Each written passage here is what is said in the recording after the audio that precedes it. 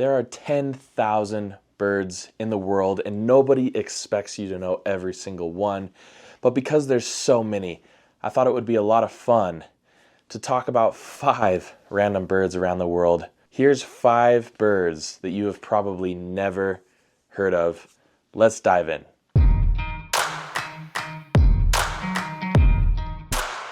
What's up guys? We're doing a little bit of a different video today. Unfortunately, it is freezing cold outside.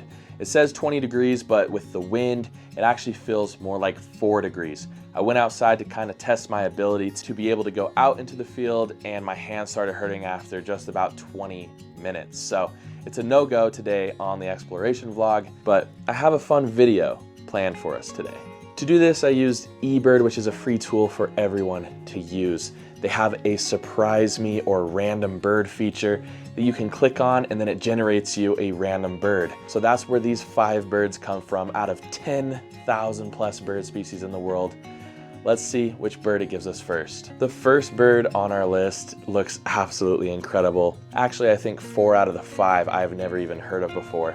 But the first one is the shore plover. Now this little bird is endemic to New Zealand.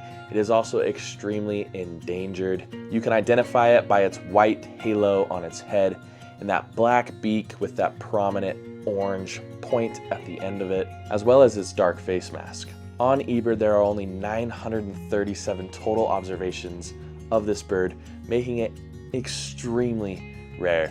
Obviously, people that are seeing it and are observing it have to have access to the few restricted offshore islands that this bird can be found on. This bird is endangered because New Zealand has experienced a lot of introduced predators, and a bird that nests on the ground is very vulnerable to introduced predators. So these offshore islands that are very restricted are allowing this population to actually bounce back a little bit. The current plan to save these birds is a captive breeding and release program that seems to be making a little bit of progress. So hopefully these birds will bounce back, and hopefully one day I'll get to go see this amazing shore plover. All right, the next bird on the list I have also never heard of before. This is the yellow-throated cuckoo. This bird can be found in West and Central Africa.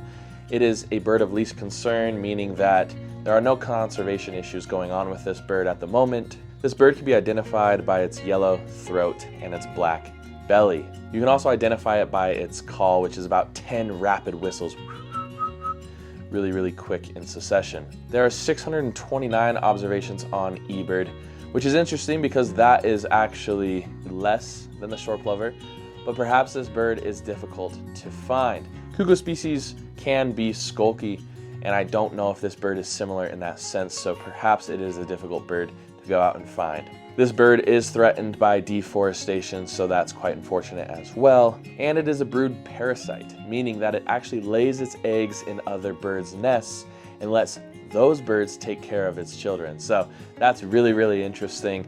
There's other birds that do that. The brown cowbird will actually lay its eggs in another species of a bird's nest and have that species raise their own young.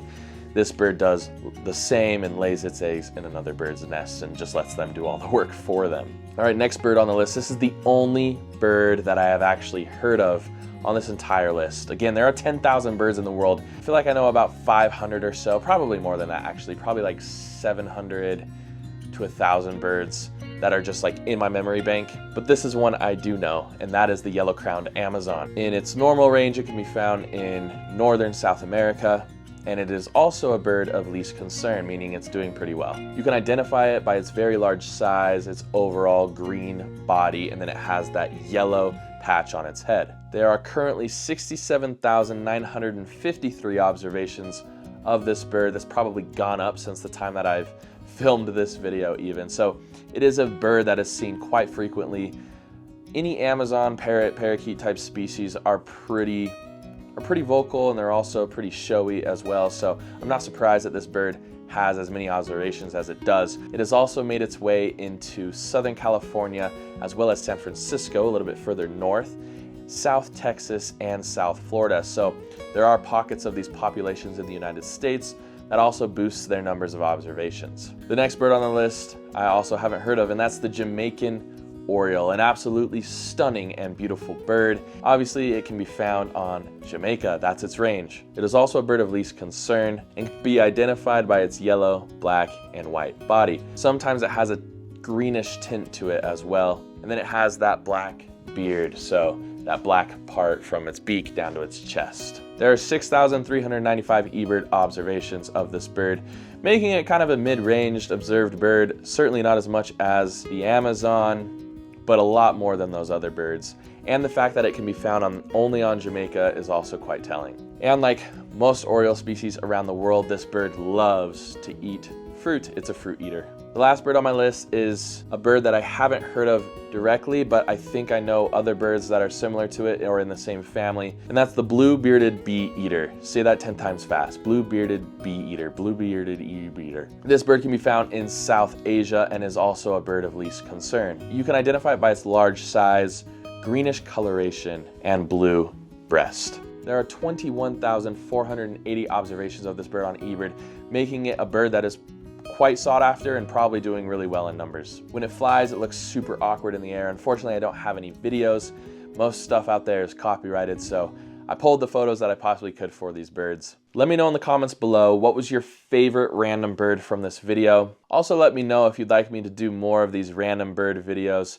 Of course, in the future, I will do them while I'm out birding, so there'll be a little bit more entertainment value there. It's been so cold out here the last couple of days, so I had to stay inside. It hurt to go outside without my hands covered, and I can't cover my hands when I have my camera, so I'll have to figure out something with that. But it's supposed to warm up here for a few days, so the next video will be out exploring again. Thank you so much for joining me on this journey. I hope to see you all next time on Bright Eyed Birding.